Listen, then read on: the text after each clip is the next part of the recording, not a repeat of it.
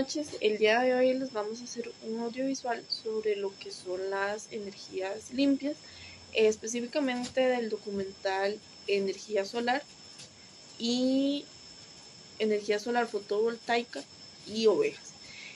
Lo que vamos a hacer es que cada uno va a responder una serie de preguntas. A mí me corresponde responder de la 1 a la 11. Todo esto según ese documental. La primera pregunta sería: ¿a qué se le llama espejo del cielo? Se le llama espejo del cielo cuando puede observar un haz brillante de luz que es proyectado hacia el espacio. La segunda sería: ¿dónde se ubica? ¿Dónde se ubica unos paneles solares que aparecen en ese documental? Esto está ubicado en Talatán, en el distrito de Cunjú. ¿Cuántos paneles se encuentran? ¿En cuánto espacio necesitan? Bueno, ahí se pueden observar casi unos 4 millones de paneles y necesitan un espacio aproximado de 610 kilómetros cuadrados. ¿Por qué se genera el cambio en el desierto de Gobi? El cambio se da porque se instala la mayor base fotovoltaica del mundo, y esto lo que hace es transformar un área árida y degradada en una zona productiva. ¿Cómo se utilizan los paneles por los pobladores o locales? Bueno, se utiliza de una forma general y desde un tiempo hacia acá se utiliza en los hogares de los agricultores y lo que son los ganaderos locales. ¿Piensan ustedes, si pensamos nosotros que este tipo de temas puede generar cambios de perspectiva a otras poblaciones alrededor del mundo o incluso en Costa Rica? Bueno, en lo personal pensamos que sí, ya que lo que fue este documental hizo que viéramos más allá del pensamiento que tenemos. La séptima pregunta sería: ¿cuáles de las energías renovables más utilizadas en esta población en Chile? En la zona de Talatán, la provincia de Qinghai, la energía renovable más destacada es lo que es la energía solar fotovoltaica, debido a la gran radiación solar que hay en el lugar. También se menciona el uso de energía eólica, que complementa lo que es la generación eléctrica y forma parte del plan de energías limpias de la región. La octava pregunta sería: ¿qué cambios hubo con la utilización de los paneles en el desierto? Bueno, antes de que se diera el uso de estos paneles, el suelo era seco y sin vegetación. Se pudo ver un cambio en una reducción en lo que es la erosión, y los pobladores encuentran nuevas oportunidades económicas. La novena pregunta sería: ¿de qué viven los pobladores de Gobi? Bueno, ellos principalmente viven de lo que es la ganadería y pues las personas que pueden trabajar en la planta solar, en lo que son los paneles y etc. Pero más que todo, la mayoría de la población trabaja en esos dos lugares, ya sea la agricultura, la ganadería y en los paneles solares. ¿Qué les ha llamado la atención del video? Bueno, lo que más nos llamó la atención del video fue la cantidad de paneles que hay y pues la cantidad de metros, de kilómetros cuadrados que necesita, ¿verdad? Se puede notar que es bastante el espacio que necesitan, ¿verdad? Entonces eso sí nos llamó mucho la atención del video. La que sigue sería: ¿cómo se describe el lugar dentro del documental con respecto a las casas?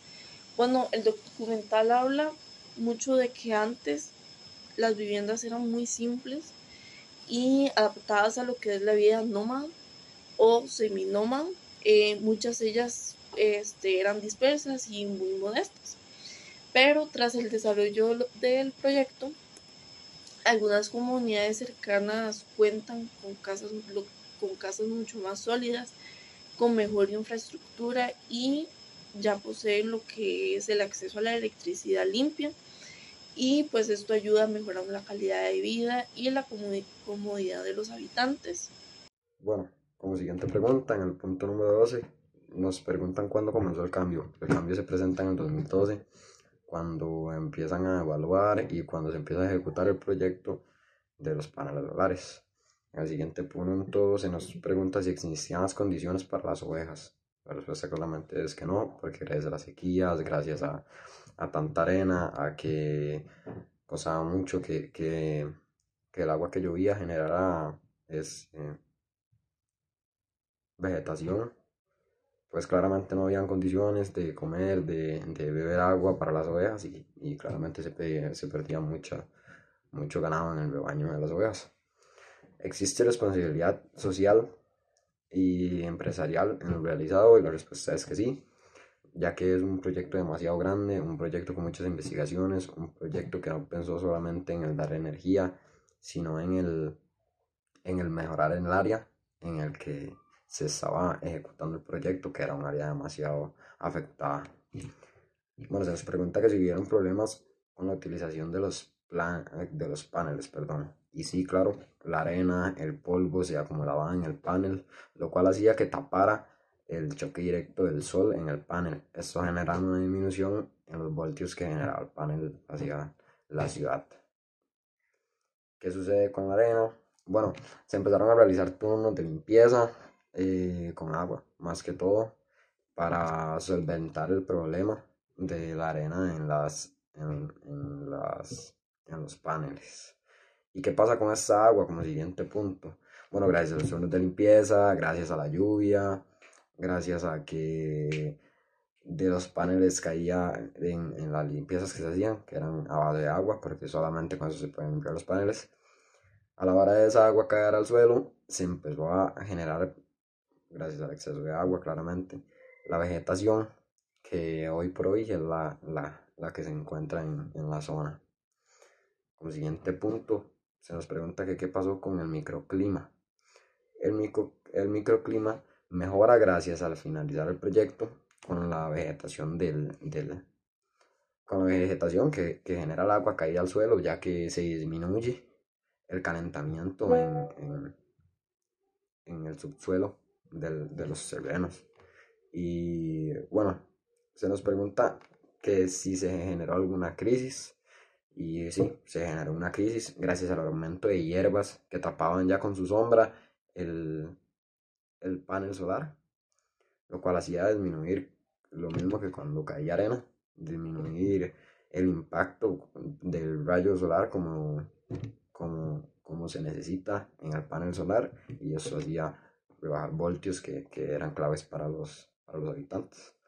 Y bueno, se pudo solventar al principio, ¿no? No se pudo solventar al principio, ya que no tuvieron, ellos tuvieron pérdidas cada vez que se tenía que, bueno, se puede decir chapear el terreno.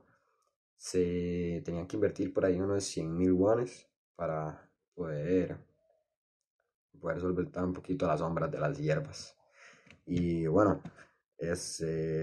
¿cómo se soluciona eso? Eso se soluciona llevando esas ovejas que no tenían un terreno estable, que